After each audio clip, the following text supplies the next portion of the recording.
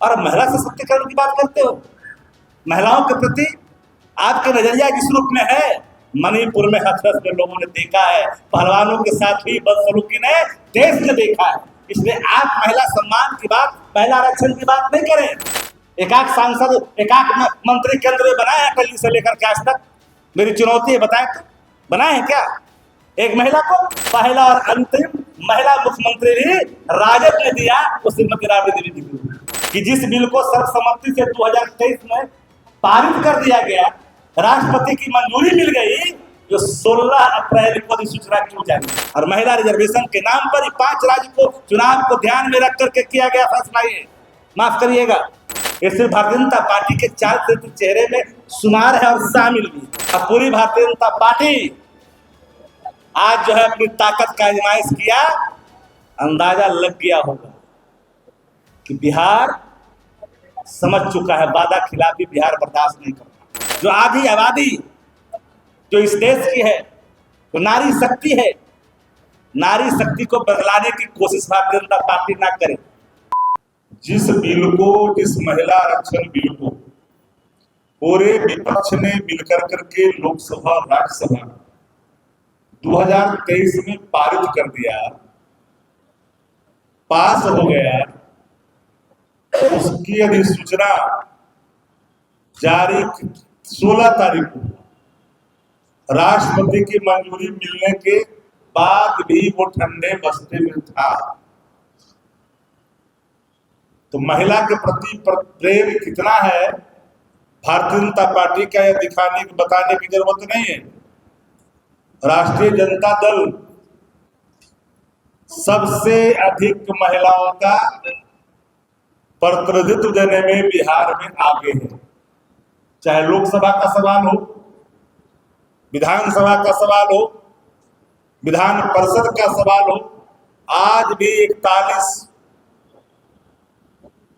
उत्तर भारत में और दक्षिण भारत में ये झगड़ा लगवाना चाहते थे, टुकड़े टुकड़े गैंग में बदलना चाहते थे।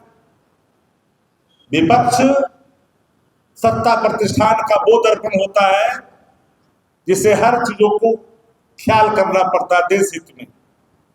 संविधान को बदलने की नापाक कोशिश को पूरी विपक्ष ने समझा कि जब महिला आरक्षण जब पास हो गया है तो फिर से महिला आरक्षण, नारी बंधन अधिनियम लाने की जरूरत कैसे आज पड़ी। जो हमारे वर्तमान में लोकसभा की जो स्थिति है उसमें आपको देने में क्या दिक्कत हो रही थी? 5 राज्य को चुनाव में ध्यान में आनंद फानंद में लाया गया निर्णय क्या? और आज आप सभी पत्रकार साथी इस बात के गवाह हैं कि कारगिल चौक पर नियम के विरुद्ध सत्ता पक्ष के लोगों ने आने जाने वाले लोगों को तकलीफें दी है, दर्द दिए। तो बिहार के अंदर में आज जो एनडीए ने जिस तरह से आक्रोश मार्च निकाला, पूरी तरह से फ्लॉप रहा, कोई समर्थन नहीं मिला। मैनेजमेंट का जितना ही कर ले खेला, लेकिन कोई सपोर्ट नहीं मिला। अगर दिल पर हाथ रख के कहिएगा, एक पत्रकार साथी जा करके पूछ लीजिए कोने में, वो बोलेगा कि एकदम फेले फेल है। महिलाओं ने नहीं जी, आपने बुलाया जीविका दीदियों को, बुलाया कि नहीं बुलाया? पूरे तौर पर पूरा मुख्यमंत्री से लेकर के सारा मंत्री, सारा दल एक जगह होने के बावजूद भी अगर महिला आप नहीं जुटा पाए, महिलाओं का आप सशक्त एक वहां पर जमकड़ा नहीं लगा पाए, आधा तो समझ ही नहीं पा रहे थे किस लिए बुलाया गया। बार बार मैं कह रहा हूं बातों, राष्ट्रीय जनता दल महिलाओं के उत्थान के लिए अंतिम 30 वर्षों में अंतिम अगर कोई महिला केंद्रीय मंत्री के रूप में रहे तो कांति देवी रहे, कांति सिंह रहे। तो बताया भारतीय जनता पार्टी के लोग एकाक सांसद, एकाक मंत्री केंद्र में बनाए हैं पहले से लेकर के आज तक। मेरी चुनौती है, बताएं तो बनाए हैं क्या? एक महिला को आजादी के बाद इस बिहार के अंदर में, जब से बिहार बना, एक ही किस्म बिहार से लेकर करके विभाजित बिहार तक पहला और अंतिम महिला मुख्यमंत्री भी राजद ने दिया, वो श्रीमती राबड़ी देवी जी। और महिला सशक्तिकरण की बात करते हो। महिलाओं के प्रति आपका नजरिया जिस रूप में है, मणिपुर में हथरस में लोगों ने देखा है, पहलवानों के साथ हुई बदसलूकी ने देश ने देखा है। इसलिए आप महिला सम्मान की बात, महिला आरक्षण की बात नहीं करें। राष्ट्रीय जनता जानना चाहता है कि आखिरकार कौन सी ऐसी मजबूरी थी कि जिस बिल को सर्वसम्मति से 2023 में पारित कर दिया गया, राष्ट्रपति की मंजूरी मिल गई, जो 16 अप्रैल को अधिसूचना क्यों जारी?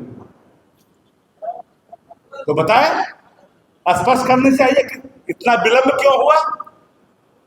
इस बिल के पीछे इनके जो हिडन एजेंडे थे, संविधान संशोधन का 2/3 का, इसीलिए लोग विपक्ष से मांग रहे थे, जो अंदाज में अपनी वक्तव्य दे रहे थे पार्लियामेंट के अंदर में, इस खतरे को विपक्ष ने समझा।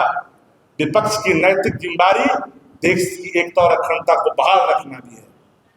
सवालें सत्ता प्रतिष्ठान से होती है, सवालें विपक्ष से सिर्फ विपक्ष का दायित्व सत्ता प्रतिष्ठान की नाकामियों को आम जन के बीच में रखना होता है।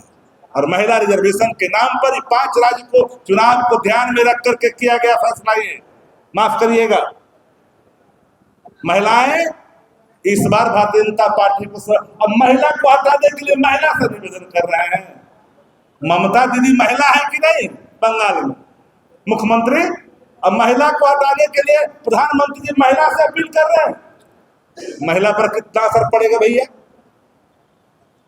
जो आपका मुख्यमंत्री नाम नहीं लेना चाहते हैं, आप शब्द बोलता है और उस शब्द को महिला सहन करेगी। असम के मुख्यमंत्री ने क्या कहा? उतनी हल्की, उतनी भद्दी टिप्पणी लोकतंत्र में कोई उस उच्च पद पर बैठा व्यक्ति नहीं कर सकता है। ये सिर्फ भारतीय जनता पार्टी के 4 चेहरे में शुमार है और शामिल भी है। और पूरी भारतीय जनता पार्टी आज जो है अपनी ताकत का आजमाइश किया। अंदाजा लग गया होगा कि बिहार समझ चुका है, वादा खिलाफी बिहार बर्दाश्त नहीं करता। ये पहली संकेत है, आम जन के गुस्से का ये पहला संकेत है कि सत्ता प्रतिष्ठान की एकीकृत पूरी पार्टी के होने के बावजूद भी समर्थन प्राप्त नहीं हुआ। 25 से 30 फिर से नीतीश, इस वादा खिलाफी को बिहार की जनता को ही झांसा दिखाया गया। ये कहा गया था कि पीछे में निकाल देंगे, इलेक्टेड को सिलेक्टेड कर देंगे, कहा गया था? नहीं ना कहा गया था। इसलिए साथियों, हमें लगा कि वोमेन रिजर्वेशन जो आधी आबादी जो इस देश की है, तो नारी शक्ति है, नारी शक्ति को बदलाने की कोशिश भारतीय जनता पार्टी ना करे। नारी को हटाने के लिए नारी का इस्तेमाल न करो। बंगाल में नारी है, सशक्त नारी है, समृद्ध नारी है, भाषाई तौर पर, राजनीतिक तौर पर, शैक्षणिक तौर पर, प्रशासनिक तौर पर। इसलिए वहां पर असर नहीं पड़ेगा।